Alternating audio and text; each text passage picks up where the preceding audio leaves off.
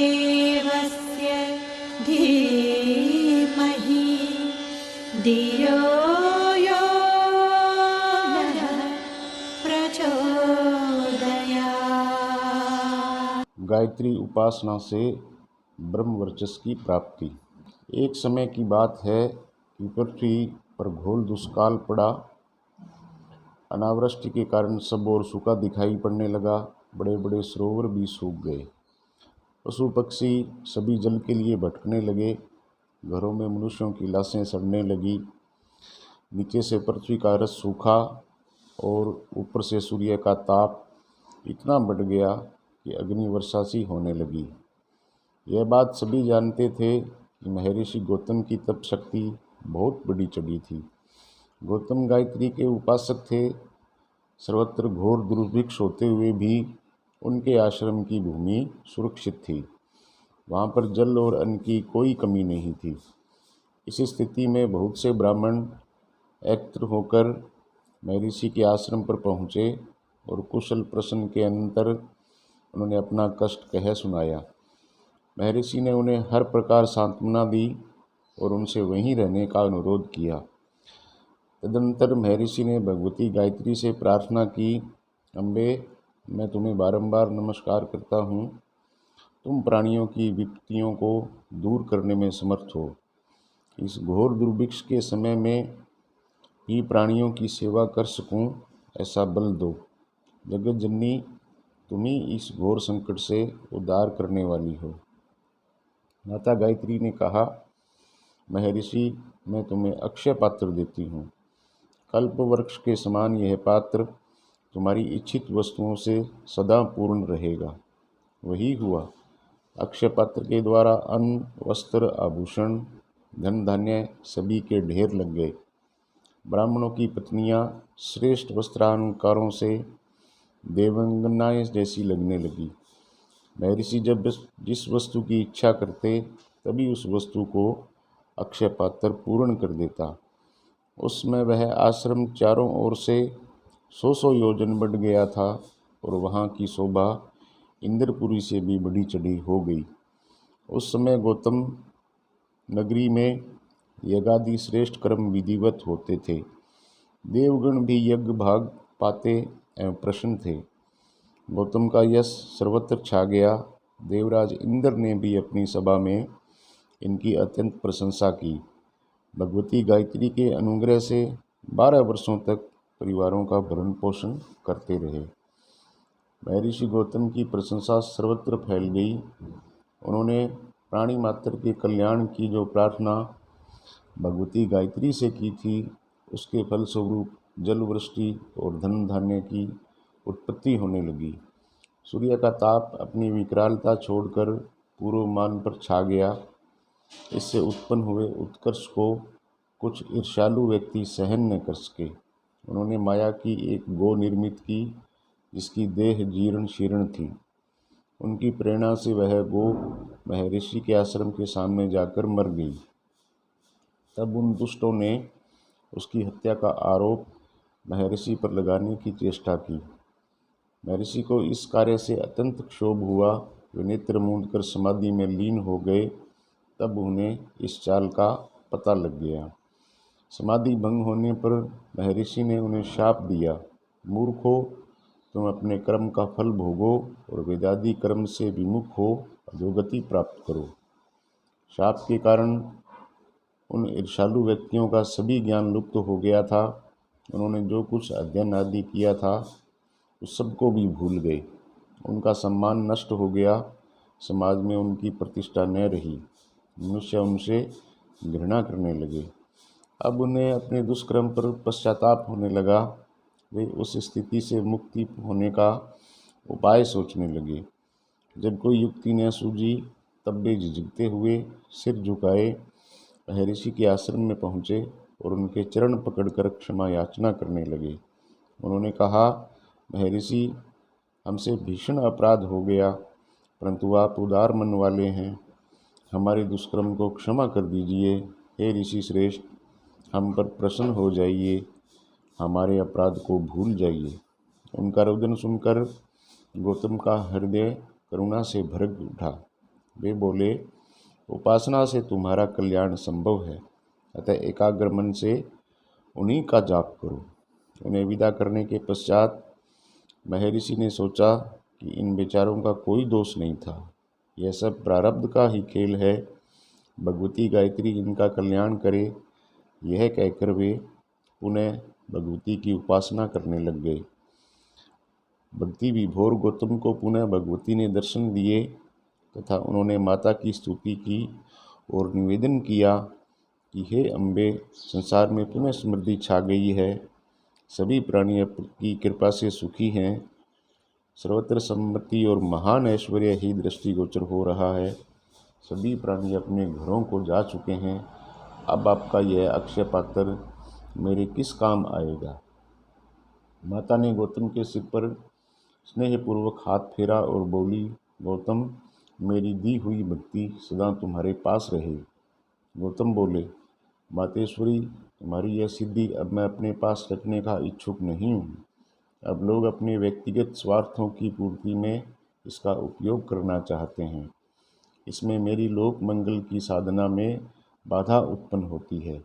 माता ने महर्षि का हृदय भाव समझ लिया और बोली, जैसी तुम्हारी इच्छा होगी वही होगा। ऐसा कहकर मातेश्वरी अंतर्ध्यान हो गई। महर्षि की इच्छा अनुसार अक्षय पात्र की शक्ति समाप्त हो गई। आश्रम में इंद्रपुरी सी शोभा विराजमान थी। वह अब नितांत नीरव एवं शांत हो गया। अब महर्षि का मन भी शांत था। वे पुनः भगवती की उपासना में लीन हो गए। आश्रम में आगंतुकों की भीड़ अभी भी लगी रहती थी, पर उनमें सांसारिक कामनाओं से ग्रस्त याचक अधिक होते थे। महर्षि उन्हें सांत्वना तो देते, पुरुषार्थ का प्रायश्चित का मार्ग भी सुझाते, किंतु केवल शारीरिक और भौतिक सुखों के लिए ब्राह्मी शक्ति का अपव्यय उन्होंने बंद कर दिया, जिससे निरर्थक भीड़ छंटने लगी। अब जो लोग आया करते थे उनमें आत्म जिज्ञासुओं की संख्या अधिक रहती। महर्षि उन्हें तत्व ज्ञान सिखाते, साधनाएं कराते और उन्हें आत्म कल्याण के राजमार्ग पर चलने की रीति नीति समझाते। इस ब्रह्म विद्या के प्रभाव से धीरे धीरे संपूर्ण प्रदेश से स्वयमेव दैन्य दारिद्र्य मिटता चला गया और सुख शांति की निर्झरणी प्रवाहित होने लगी।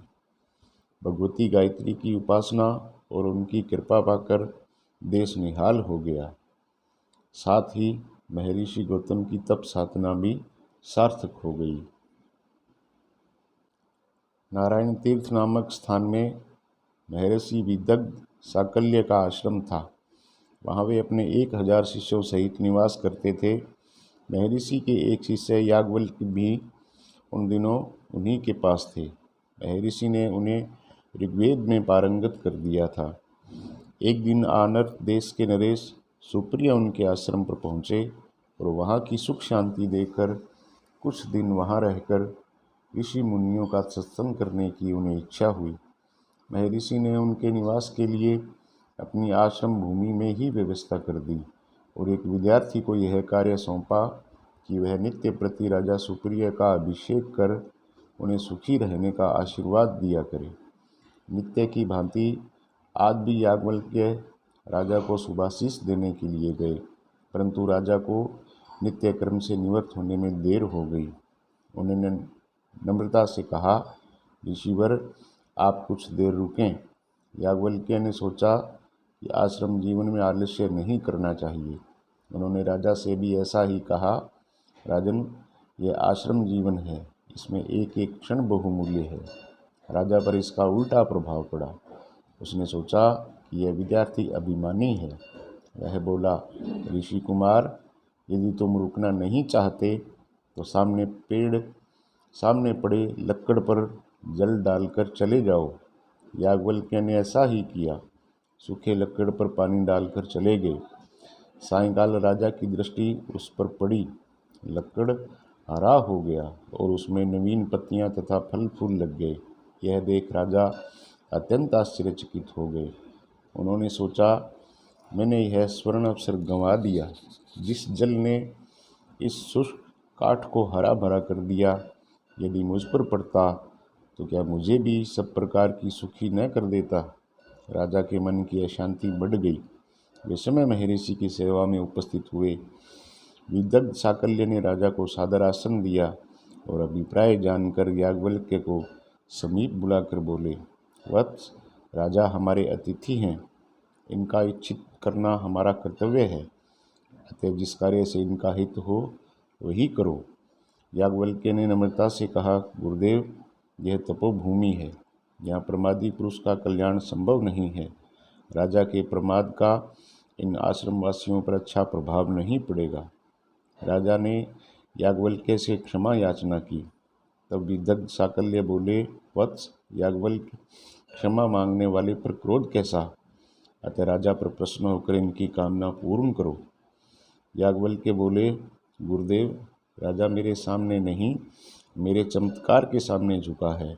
मैं इनके हित में कुछ कर सकूं, यह। विदग्ध साकल्य क्रोधित हो उठे। उन्होंने कर्कश स्वर में कहा, अरे मूर्ख, मिथ्याभिमान बस हमारा अपमान कर रहा है।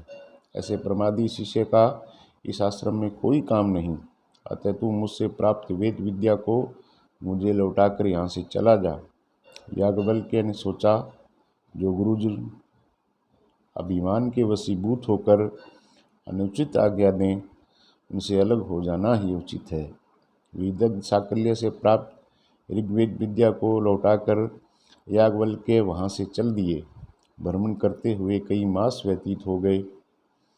एक दिन वे प्रभास तीर्थ के निकट पहुँचे। वहाँ उनके नाना महर्षि शैम्पायन निवास करते थे। महर्षि से याज्ञवल्क्य ने सब वृत्तांत कहा और उनकी आज्ञा पाकर उन्हीं के पास रहने लगे। शैम्पायन ने याज्ञवल्क्य को यजुर्वेद की शिक्षा दी। अल्पकाल में ही वे यजुर्वेद के पूर्ण ज्ञाता हो गए। उनकी दिव्य प्रतिभा से शैम्पायन अत्यंत प्रसन्न हुए और वे शीघ्र ही आश्रम के कुलगुरु घोषित कर दिए गए। इसके पश्चात एक दिन सुमेरु पर्वत पर महर्षियों की एक वृद्ध सभा हुई। उसकी सूचना 7 दिवस पूर्व प्रसारित की गई और उसमें सम्मिलित न होने वाले को ब्रह्म हत्या लगने वाली बात कही गई। यह जानकर महर्षि वैशंपायन ने वहां जाने का विचार किया, परंतु चलने की शीघ्रता में किसी प्रकार उनका पांव एक शिशु पर पड़ गया और उसकी मृत्यु हो गई। इस प्रकार बाल हत्या तो लगी ही, साथ ही सभा में जाना स्थगित करने के कारण ब्रह्म हत्या का पाप और लग गया।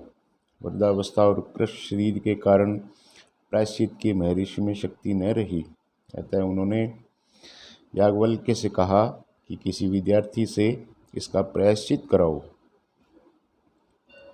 याज्ञवल्क्य ने उत्तर दिया, भगवन, इन विद्यार्थियों की शक्ति सीमित है। यदि मुझे प्रायश्चित करने की आज्ञा दें तो मैं इस कार्य को भली भांति पूर्ण कर सकता हूँ।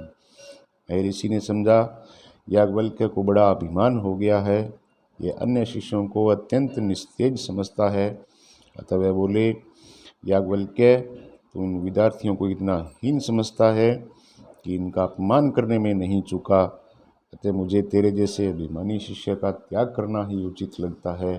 तो मेरी दी हुई वेद विद्या को लौटाकर चाहे जहाँ चला जा। याज्ञवल्क्य को इससे बड़ा दुख हुआ। उन्होंने कहा, हे प्रभु, मेरे मन में आपके प्रति अत्यंत भक्ति भाव था, उसी के वशीभूत होकर मैंने ऐसा कहा है। इन विद्यार्थियों का निरादर करने का मेरा किंचित अभिप्राय न था, परंतु वैशंपायन का क्रोध शांत न हुआ। याज्ञवल्क्य ने उनके से प्राप्त हुआ यजुर् ज्ञान लौटा दिया और भारी हृदय से आश्रम त्याग कर चल दिए। भ्रमण करते हुए याज्ञवल्क्य विश्वामित्र तीर्थ में पहुँचे। वहाँ उनके पिता देवरात तप करते थे। पुत्र को आया देखकर वे प्रसन्न हुए। उन्होंने याज्ञवल्क्य की दुख कथा सुनकर उन्हें सांत्वना देते हुए कहा, पुत्र, हमारे वंश से अब तक कोई भी निराश नहीं हुआ, क्योंकि हमारे कुल गोत्र के आदि परवर महर्षि विश्वामित्र हैं। उन्होंने गायत्री साधना द्वारा महान ब्रह्मचर्य को प्राप्त किया है। उसी गायत्री मंत्र के द्वारा तुम्हारे मन का पूर्ण विषाद और निराशा शीघ्र ही दूर हो जाएगी। याज्ञवल्क्य ने पूछा, पिताजी, महर्षि विश्वामित्र क्षत्रिय हैं, यह हमारे कुल के आदि परवर किस प्रकार हुए? देवरात ने उत्तर दिया, महर्षि अंगिरा के वश में अजीरगत नामक एक पुरुष हुए। उनके 3 पुत्र थे, पुण्यपुष्य, सुनैक्षेप और सुनोलांगूल। राजा रोहितवश्य ने सुनैक्षेप को यज्ञ पशु के रूप में क्रय किया। उससे जाते समय मार्ग में विश्वामित्र का आश्रम मिला। तब पुण्यक्षेप ने उनसे प्राण रक्षा की प्रार्थना करी। महर्षि ने राजा रोहितवास से उसे मुक्त कराया और अपने दत्तक पुत्र के समान रखा। वह पुण्यक्षेप ही मेरे पिता थे। मैंने भी गायत्री मंत्र द्वारा भगवान सीता देव को प्रसन्न कर उन्हीं के समान तेजस्वी पुत्र की याचना की थी। तुम भी उन्हीं सीता देव की उपासना करो, वही तुम्हारा कल्याण करेंगे। पिता की आज्ञा पाकर याज्ञवल्क्य ने गायत्री साधना आरंभ की। तब सीता देव प्रसन्न हुए। उन्होंने प्रकट होकर वर मांगने को कहा। याज्ञवल्क्य ने उन्हें बारंबार प्रणाम किया और बोले, प्रभु आप अंतर्यामी हैं, मेरी कामना आपसे छिपी हुई नहीं है।